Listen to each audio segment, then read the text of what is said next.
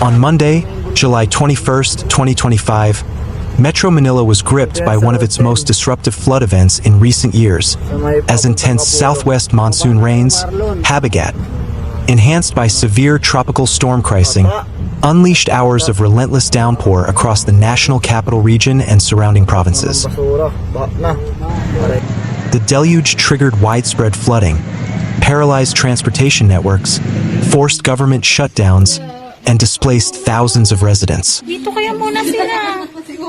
The Philippine Atmospheric, Geophysical and Astronomical Services Administration, PAGASA, issued a red rainfall warning early Monday morning for Metro Manila, Bataan, and Bulacan, signaling imminent serious flooding. The warning was later expanded to include Pampanga, Cavite, Batangas, Zambales, Laguna, Rizal, and parts of Quezon and Tarlac, under orange and yellow alerts respectively.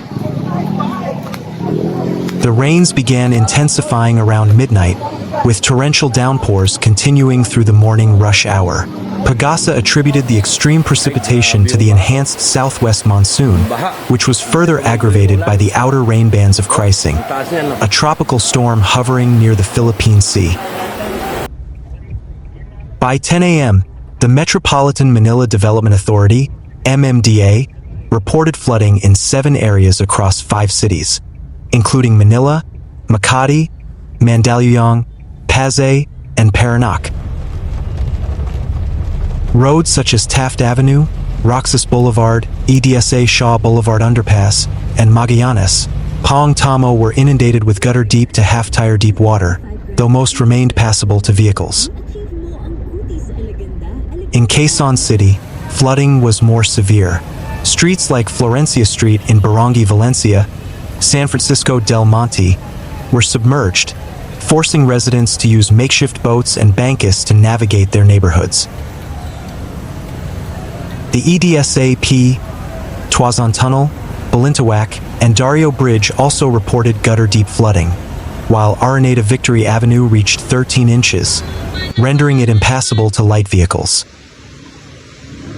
At 1 p.m., Malacanang Palace announced the suspension of government work and classes at all levels in Metro Manila and 10 surrounding provinces, including Cavite, Rizal, Bulacan, Pampanga, Zambales, Bataan, Batangas, Pangasinan, Tarlac, and Occidental Mindoro.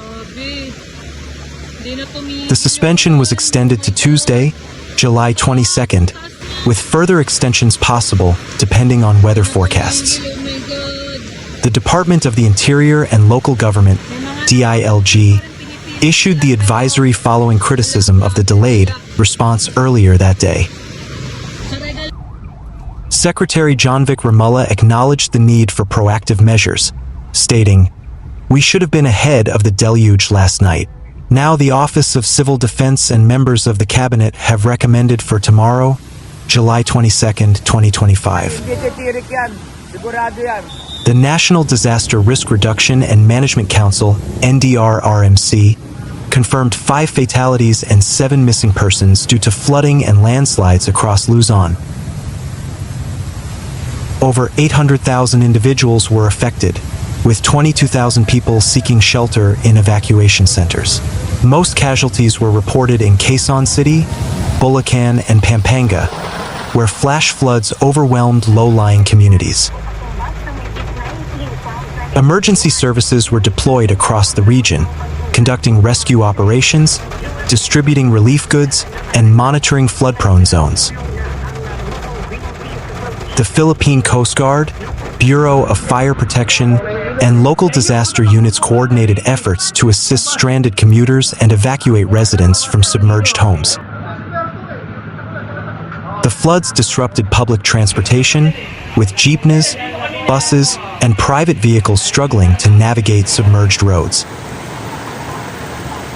Commuters were stranded for hours, especially in Manila's University Belt, where students and workers waded through knee-deep water along España Boulevard, Padre Fora, and Finance Road. In Pasay, Andrews Avenue and Tramo were inundated, while MIA Coastal Road in Parañaque saw 5 inches of water, slowing traffic to a crawl. Power outages were reported in parts of Makati, Taguig, and Valenzuela, as floodwaters damaged electrical substations. Urban planners and environmental experts warned that the flooding exposed Metro Manila's vulnerability to climate-induced disasters. Despite ongoing drainage projects, the city's aging infrastructure and rapid urbanization continue to hamper flood mitigation efforts. The Department of Public Works and Highways, DPWH, acknowledged that several pumping stations were overwhelmed, particularly in Malabon, Navotas, and Pasig. Engineers cited clogged waterways, illegal structures, and insufficient retention basins as contributing factors. Environmental groups renewed calls for sustainable urban planning, reforestation of upstream watersheds, and strict enforcement of zoning laws. "We're seeing the consequences of decades of neglect," said Dr. Eliza Ramos, a climate resilience expert.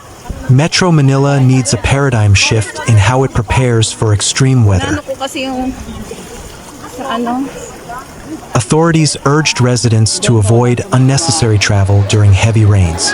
Monitor weather updates via Pagasa, MMDA, and local government social media channels.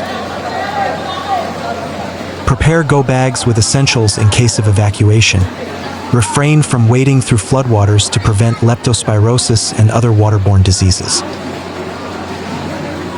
The Department of Health, DOH, dispatched medical teams to evacuation centers, offering first aid, clean drinking water, and psychosocial support to displaced families. The July 21st floods were not confined to Metro Manila. Provinces such as Bulacan, Pampanga, and Zambales reported river overflows, landslides, and agricultural losses. In Bataan, coastal communities were battered by strong winds and storm surges, prompting preemptive evacuations. The Department of Agriculture estimated 120 million Cuban pesos in crop damage, particularly in rice paddies and vegetable farms in central Luzon. Fishermen in Bacoor, Cavite, were unable to head out to sea, citing gusty winds and rough waters. As the monsoon season continues, experts warn that more severe weather events may follow. The government is reviewing its disaster preparedness protocols, with President Ferdinand Marcos Jr. calling for a cabinet-level meeting to assess the response and plan for future contingencies. Meanwhile, civil society groups are mobilizing to support affected communities, launching donation drives, volunteer brigades, and mental health initiatives.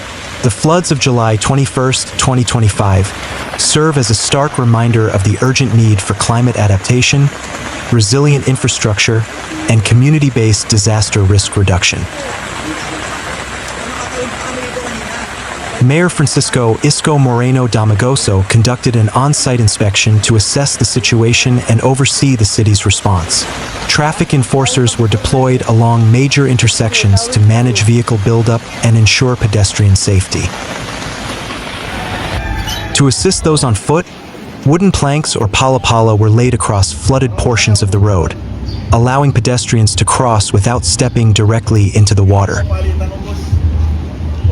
Children seen playing in the floodwaters were called out by the mayor and were urged to return home due to health and safety risks.